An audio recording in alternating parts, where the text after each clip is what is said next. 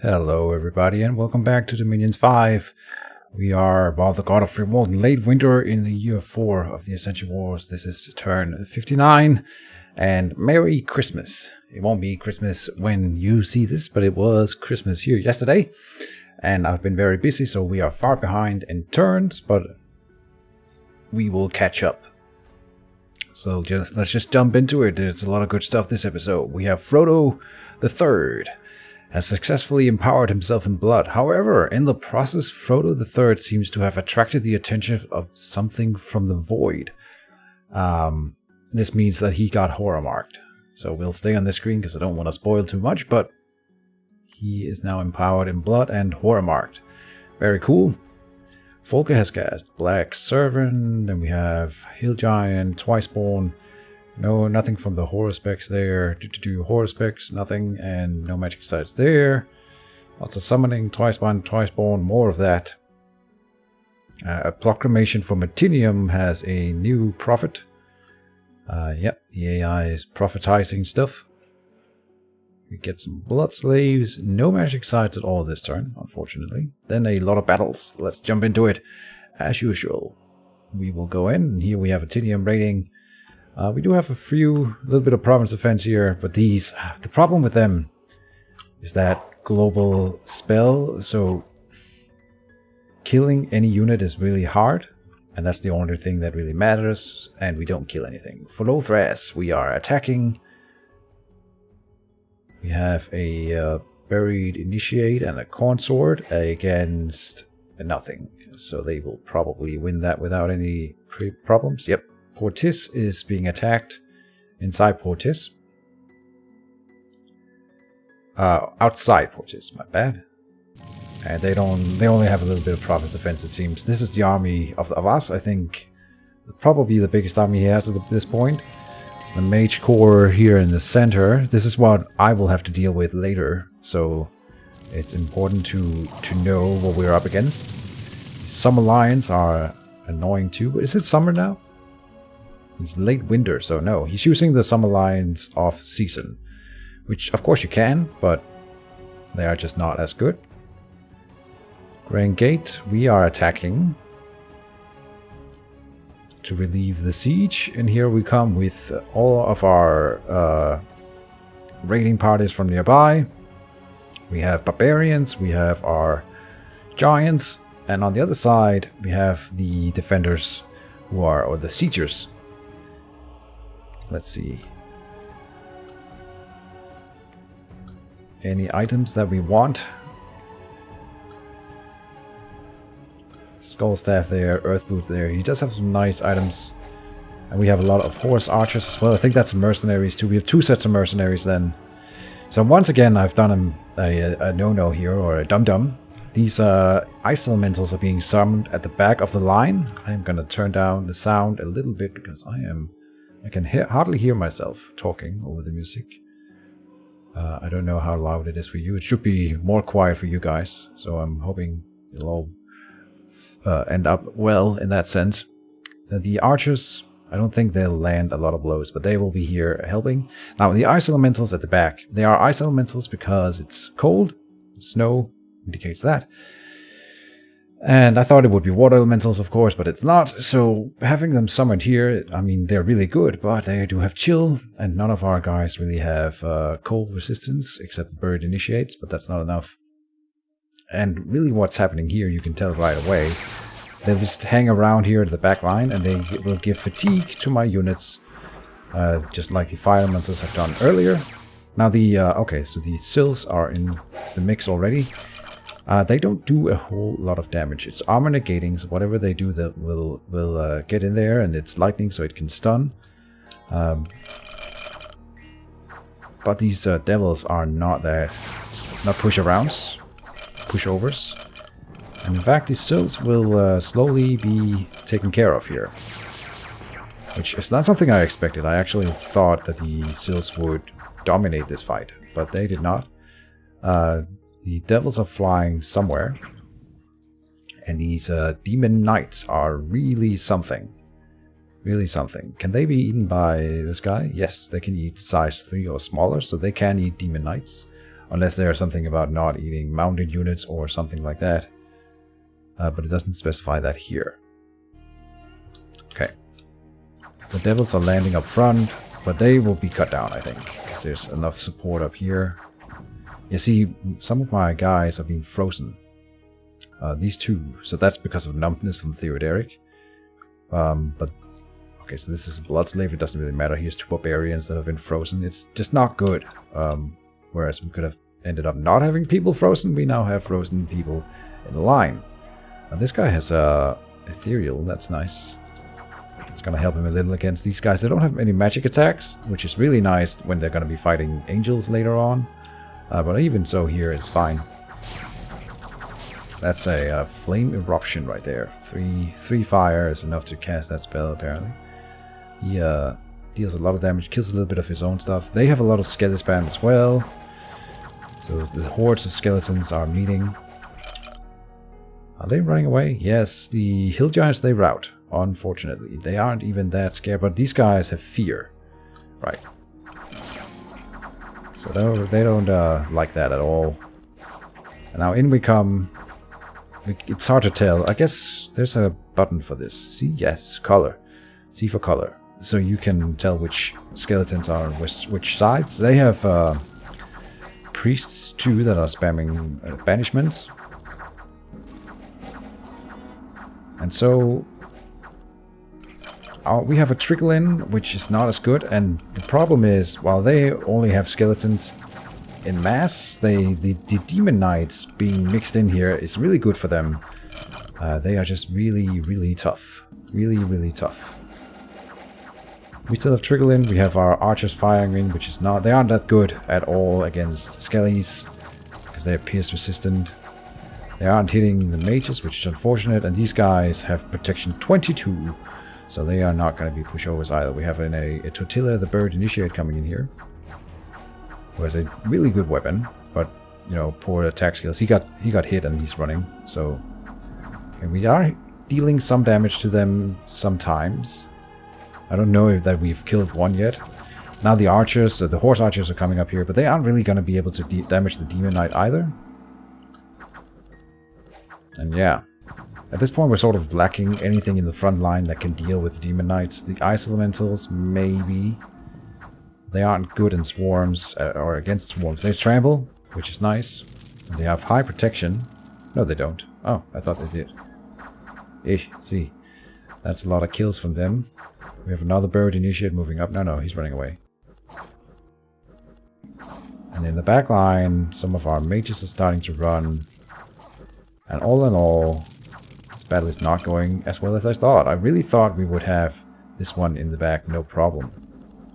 Oh, do they have little hit bars? Hit point bars on beneath them here? Look at that. I've never seen that before. Like, this is a damage bar, not a hit point bar. So this guy has a lot of damage on him. Like, that's gotta be what it means. And this guy only has fatigue. Huh. Well, okay. Yeah, so we are running.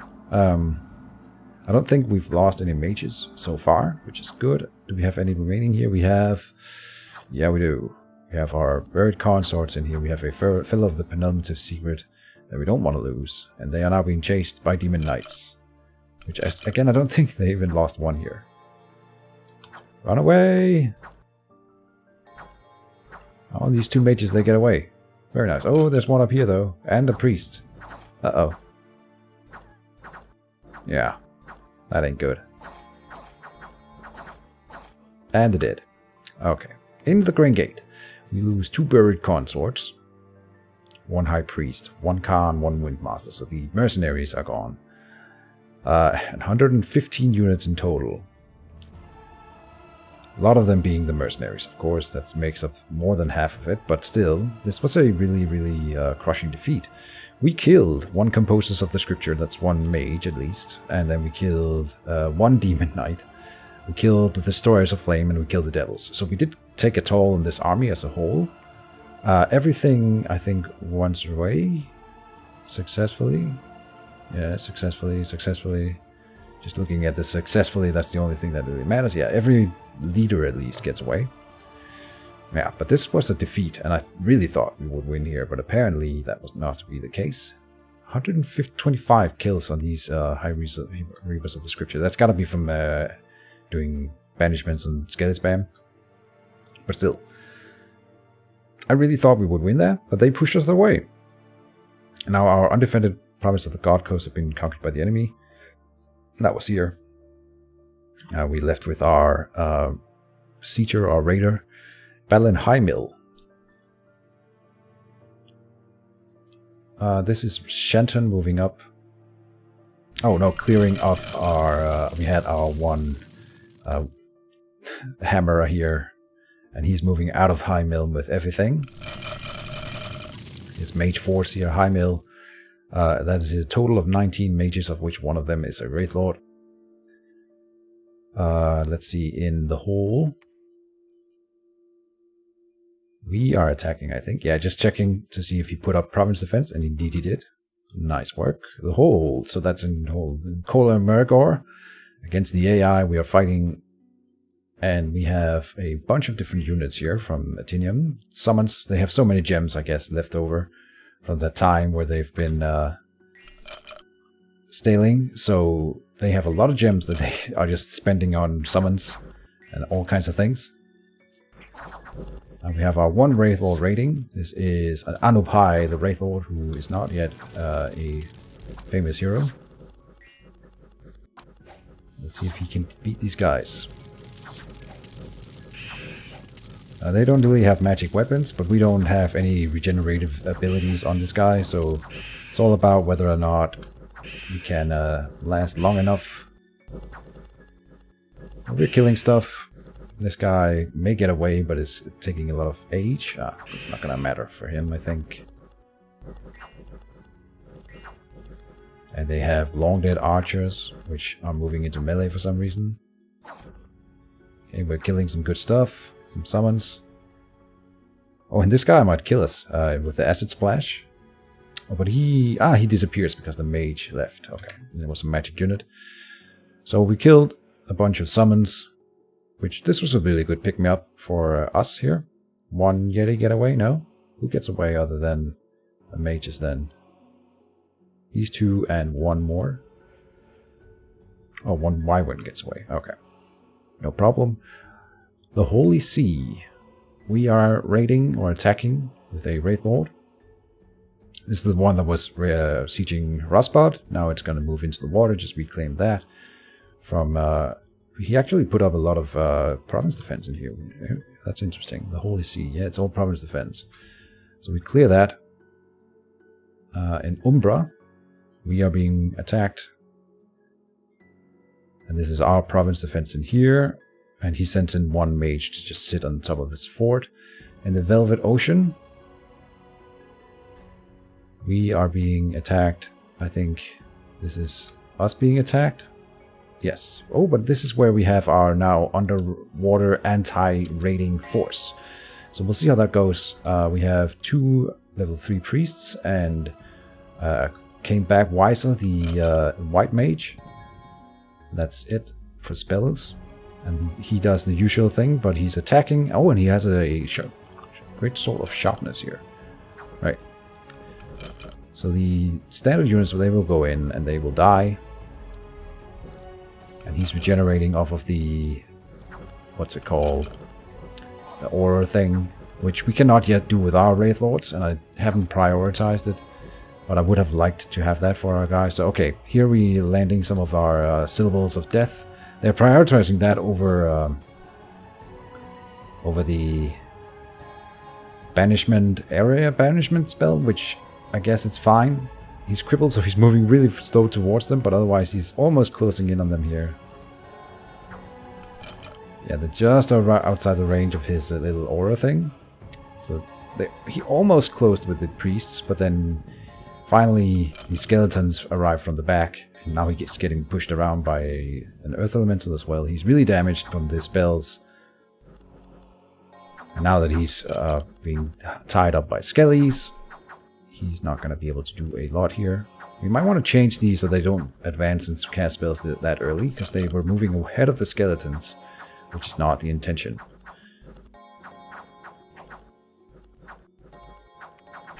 But eventually I think they will get him here. They're not that precise, apparently.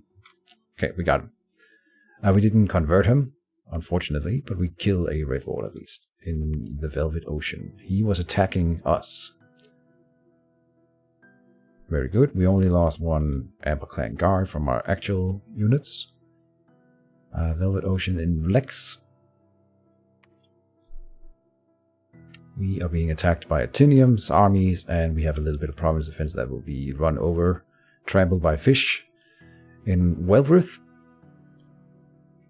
we are being attacked, I think, yes, by another Wraith Lord. I can't believe I was called Sauron, the Wraith Lord here. Ooh, I don't have to watch that battle. It's a slaughter. In Ungbaloth, we are being attacked by Atinium. Excuse me. Bunch of fire ants and some dispossessed spirits. Also an amphitheater, whatever. I don't even know how they get that one. But I suppose they can. Isn't that what it's called? Amphitheater, yeah. They will clear that province defense. Then in Jelenagora, we have us raiding with a little bit of guys here. And our lances. I guess a little bit of province defense. They're really, really good for this kind of fight. So they run in, they kill the leader, and then they run away. Yeah. Nice. In Berlothia, we are attacking with not a lot of stuff here. Against, well, not a lot of stuff. Okay. Nothing, actually. Okay, where was that? In Berlothia. Here. Okay. He didn't even put in province defense. Let's see, we've taken control of Garillion again. We are being attacked in the Lost Lands by Atinium. More summons armies. Here we have a little bit of units that I didn't have anyone to go and pick up. I think we were retreated from somewhere else. Do we kill anything? I think we might kill a Yeti. And all of these units, all the summons, are benefiting from that global spell as well, I think. Which is really okay. So the AI does this thing where they recruit any unit they can, and these drakes in both of them are doing massive friendly fire as usual. So here we are fighting the AI, who's doing silly things in a multiplayer game. It's kind of ironic. But there's still players around at least, so it's worth it. Now here we are fighting or defending against an Atinium army. But we don't, like, we spread our damage way too much. So even with all the cav and everything, we barely managed to do anything here. Do we even kill anything? In Barmay, we killed one Lamia with 51 units, of which we had 6 heavy cavalries and 20 light. It's just, yeah, it's really, they're really good at killing province defense with that kind of army. In Kepria, we are being attacked by a Rasbad, who is doing another, what are they called? Nightmare Crusher raiding party. And they will kill that province defense, no problem. In Kepria, yep, nothing lost. In Laria, we are being attacked. So he's trying to break siege, I think, and we send in our angels here. So, but he's sending up, okay, he's sending up, I think, everything. Give it up, Frodo, and Sathmok. We have Revenator and Okidor, and we have Gothmok. And then a few other mages here. 2 whites, 1 death mage, 2 plagues, and 1 shaman. And this is sort of, I think, one of his last-ditch attempts to rid me from Laria. Who did that? We killed him with Mind Burn or something like that. Do we have a Fellow of the Penultimative Secret here? Yeah, Mind Burn here. Cool. Alright. Killed something with that. Nah.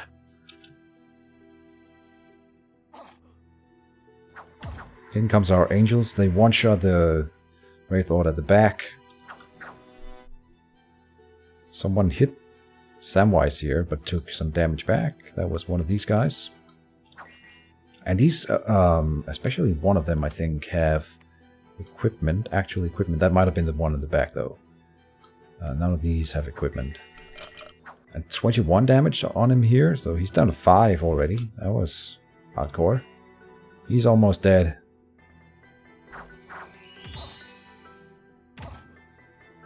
Personal regeneration. They're casting in large.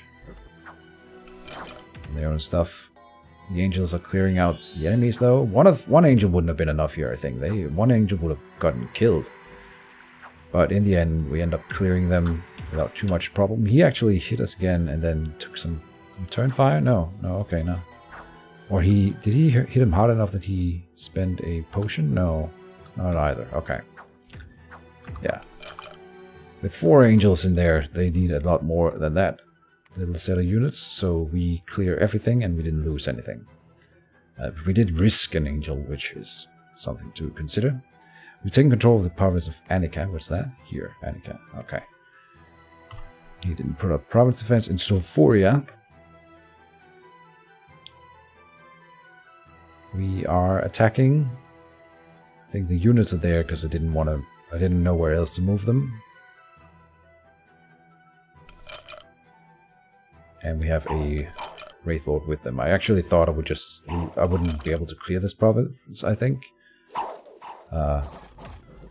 Just to do some damage in here, but we are, I think, gonna win in the end. So they don't have enough, so it's all more about, do we lose the extra little units we have here, and we lose 7 slingers to that. That's fine. Then there was a battle at our fortress in the Grain Gate. So we didn't clear the siegers. This is all of the original army, those that didn't move. He doesn't get to attack with those that moved into the territory this turn. And that was primarily the Demon Knights. We've killed everything else, so we have this guy who's deceased. Oh, he picked up the Bane Venom Charm, so that's why he's deceased. Yeah, that's unfortunate for him. And then we have this guy here. So not a lot, but on the other side, we don't have a lot either. We have our Slingers up here that might kill a mage, and then we have Bane the Revenant here. And I didn't script his guys right. They are all on guard commander, those that can be, so they aren't going to move forward and fight, really. Which is sad. Now the Slingers land a hit on this guy, that's good. Alright, and if we can kill all the mages, we would win, or rout them. The Skellies, there's so many Skellies here that we wouldn't be able to fight them off with the Banes. I think maybe if all the Banes move forward, but only one of them is doing that. He's going to be doing quite well for himself. Killing a lot of Skellies. And this guy's bleeding now. So he's dead. But the other 2 are holding their ground for now. And they are breaching through the walls. Now they are up on the walls fighting the Slingers. They're still firing, some of them. But he's cast invulnerability, this guy. So he's not going to die from that. And I don't think this guy has done that, but in the end... Oh, is this guy routing? Yeah. That's the dust. The Banes will defend him a little bit. Mr. Revenator here. Or Bane. But in the end, because they aren't moving forward, these guys, they will die. And these mages are no longer in any danger, so he does in fact capture Grain Gate. Not cheaply, but he did it, and I thought he wouldn't. So I was very confident in the last episode, and you know, that's always how this goes. It goes, I get beaten, but I come back, and then I get really confident, and then I get beaten again, and then, you know, we have that sort of ebb and flow from in this campaign, it seems. A Warlock has been caught red-handed. We get 13 Blood Slaves, that's nice. 7 Nature Gems, and minus 10 province income in the Mudwater Caves, which is not really significant. Let's see, we're completing a lot of forts. Yes. 4 different castles have been completed. The entrance to the fortification in Laria has been breached. And in Shenton they are unharmed. Let's see, we're under siege in Umbra, but they only have a few units there, so not going to breach it. And one unit were accused from disease. Alright, which one is that? Where is that? In Garillion. Alright. So we have this disease healer here. The potion. Making some use of that. I wanted to have that to help my old age mages from for clearing the diseases. But we've never had that in the entire game. So I'm just healing some units every once in a while and making it so that it's not worthless that I spend 50 nature gems on that. Now the fortification in Laria is breached. And we are storming it with everything except one bird consort that is going to take in Hailmire with some other guys. I think I'm sending Adolf just to have a little bit more support. One bird consort in there spamming some horde of skeletons. But that'll be the end of Laria, hopefully. We have 4 angels flying in there and a lot of other guys here. This is a pretty significant force, and I think what we just saw was every unit inside trying to relieve the siege. Now every Wraithlord that died this turn will of course be inside of the fort again this turn. So we'll have to kill them again, but hopefully that'll be the only ones in there. And then Shenton is locked down by some besiegers, so they can't support. And this guy up here can't support, and there's nothing really in Hailmire. So there's no support for Laria, and I think we will take it. In his spirit, we are just continuing to do a lot of just really trying to be a nuisance everywhere else in Shenton. In Graingate, I guess I panicked. And this is maybe not that advisable, but I'm like, we weren't supposed to lose this fight, and I don't want to lose Graingate. We lost the temple in there now. We can't do the Bowl of the Lost anymore to summon Banes, but he can. One of the mages that survived in there is a death mage. At least one of them is. So he's going to do Banes in here. And like, I don't want that. So we're moving a lot of things in here to clear that up. We don't want him to have this. We want to take it back. So I'm throwing in a Bilbo the Second and a lot of everything nearby that could reach, more or less. Even one guy from down here with the Robe of the Sea, he gets air breathing, so he can move up here and help. And with that, he is able to bounce through the Grain Gate and into South Alar next turn, and then we'll support up here. Moving these guys up. So they'll stay here and preach for this turn as well. Because now we have another problem with these guys. I realized that we can't really just move these guys blindly in here, because they might be able to kill a Wraithlord with this setup. Only barely, you saw that, and then it's sort of dangerous. But then again, if he puts like 20 province defense in here, they would probably die, all of them. If he does something like that. I'm like, okay, I can't just blindly move into that, because if we lose that group to just province defense, that would suck. And he saw my units now, so he knows that I might be able to move in here, and then he might counter do that. So I can't really make myself just move blindly there. We need some more support. Now Khatun will move up into Solthalar after having gone here. And Shem, we're going to move a new raiding party out. This little army here with a bunch of hill giants. And some buffing spells for them. And yeah, that's going to be okay. Quickness, and Iron Warrior Strength of Giants. Maybe not that Olmet. Well, that's not going to matter because I can't. We are way ahead from this turn, so no changes can be made. Bob is going to move all the way to Numicria and clear that out, and we are going to move the army from Kontum plus whatever we have in the Mudwater Caves in here. That's a lot of these Co-Onis. And we have generally a pretty big force here. So these two tiles will clear, and maybe these guys will come down into Numicria and we can beat them there. If they go up here, we'll have to deal with them in another way.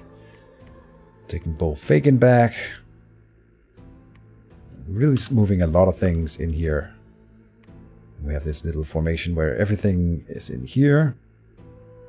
And then some barbarians at the back to take the flyers out, hopefully giving our mages some time to buff and stuff. the Wraith Lords will continue to be used against Atinium, the AI, because they aren't going to steal them with moving a new one out. No, we didn't. I guess we didn't lose Wraith Lord this turn. Let's see, global enchantments, just to make sure that we know what's going on here. We still have our misery up, and every global enchantment is up here. Right. And, well, in the water, I'm afraid that some of these Atiniums will move into the water. So now we are moving our underwater army out to help counter in the Sacred Lake and protect Vaskimaskine, who is going to move down in the Sacred Lake. Our raiding party here is going to move down to Mu to counter raid in case he's going to move something down there. And be able to move into these two provinces as well. We are moving Gollum back out from the Holy See here and up to Okajab to once again lock down the patrolling of Rasbad and just generally be annoying against his forts here. We've seen now that we can sit on one of the forts, just clear the province defense and the wolves, and that's going to cost him a lot of money and stuff. We'll do the same in Okajab, hopefully. I noticed that in here, he has not organized any local defense, so we are going to sneak an attack into the Great Woods and see if we can do that again against him. And the problem with this attack into Grand Gate is that it's very predictable. This is what I would expect my opponent to do if I captured one of their forts, immediately try to grab it back, and that means that if he expects me to do that, he might counter-move a really big good force in here, and if we lose that battle again, that's looking kind of iffy, because this is a pretty significant force of mine. That's also going to make it more hard for him to take it, but you know, he has a lot of flyers, and if he swarms us his flyers to the point where he will be able to kill them, a lot of the mages early, then we might be in trouble. What else? Let's do the crafting real quick. So in Friwald, we are doing the Elixir of Life. We're doing another Wraith Lord in here, which I shouldn't be doing, because we are gonna hopefully get Laria soon, and then we would get cheaper Wraith Lords up here. But oh well. Auspex again at the caverns over here. Forged Dragon Helmet, and we'll do another Angel as well. We're teleporting Theoderic up onto Laria. That'll allow him to be in the fight outside the fort in case Shanton tries to clear it again. And then, once we have taken it, he will immediately be in that province where there is a lab, probably, and will be able to summon an angel for 20% discount in that province next turn. So that's why we're teleporting a level 2 astral dude this turn. So we don't lose a turn of angel recruitment. In the Black Harbor, Twiceborn and Bind Bone Fiends as usual. Down here we have Forge Armor of Knights and another Armor of Knights to restock our magic items reserve. We have good amount of magic items, but we are constantly getting clearing a lot of it out to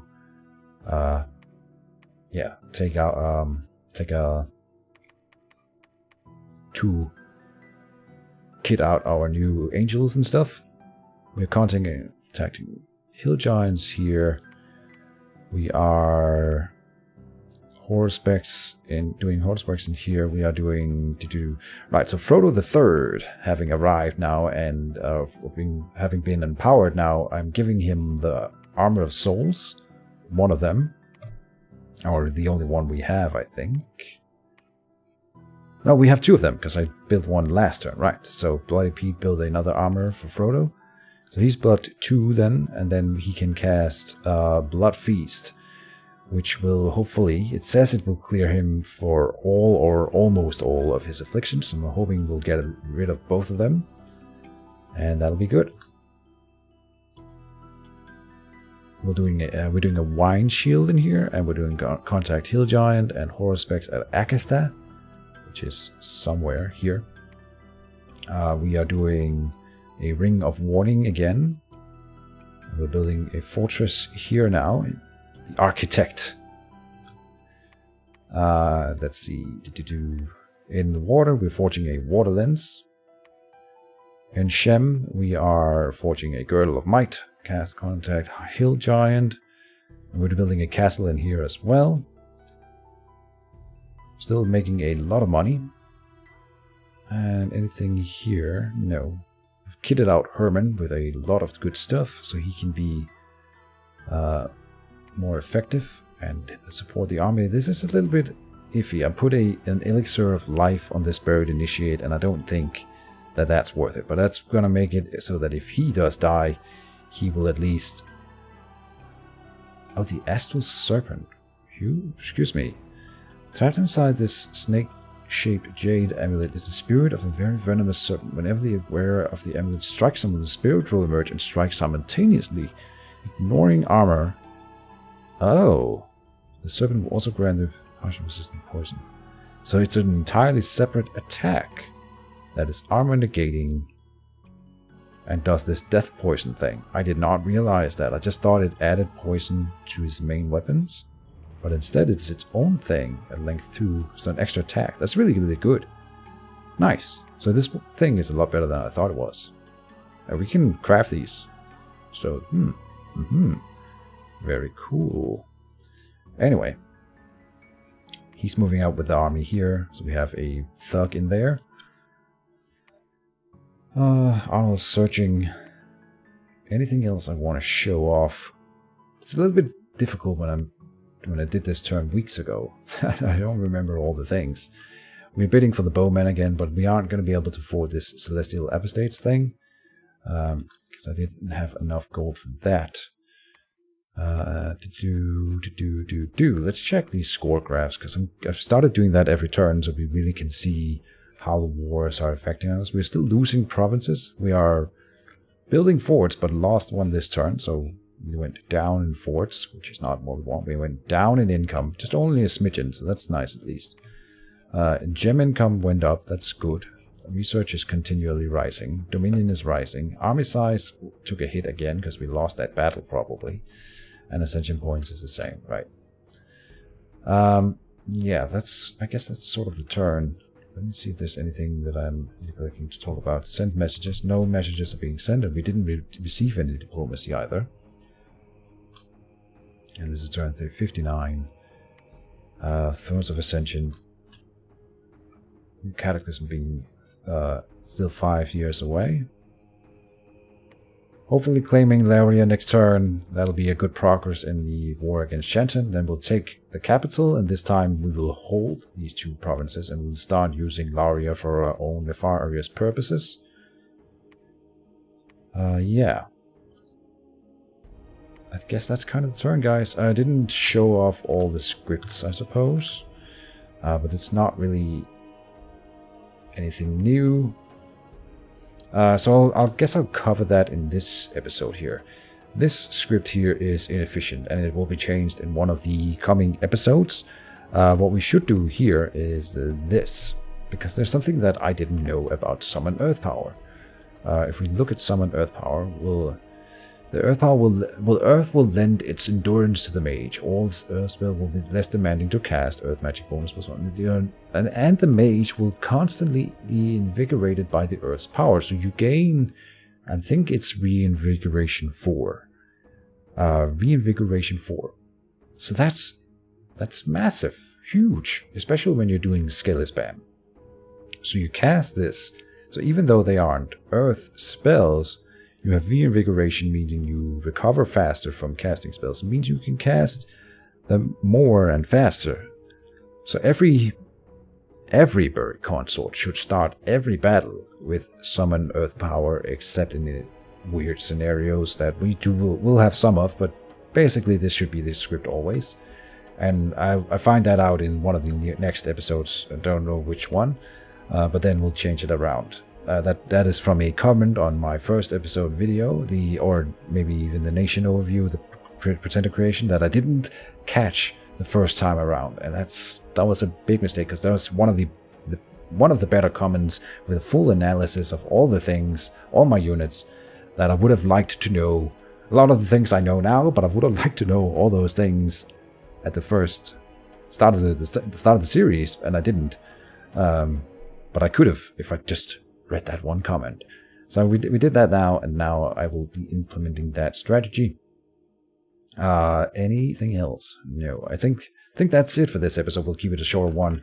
So thank you guys for watching, and I'll see you in the next one. Bye bye.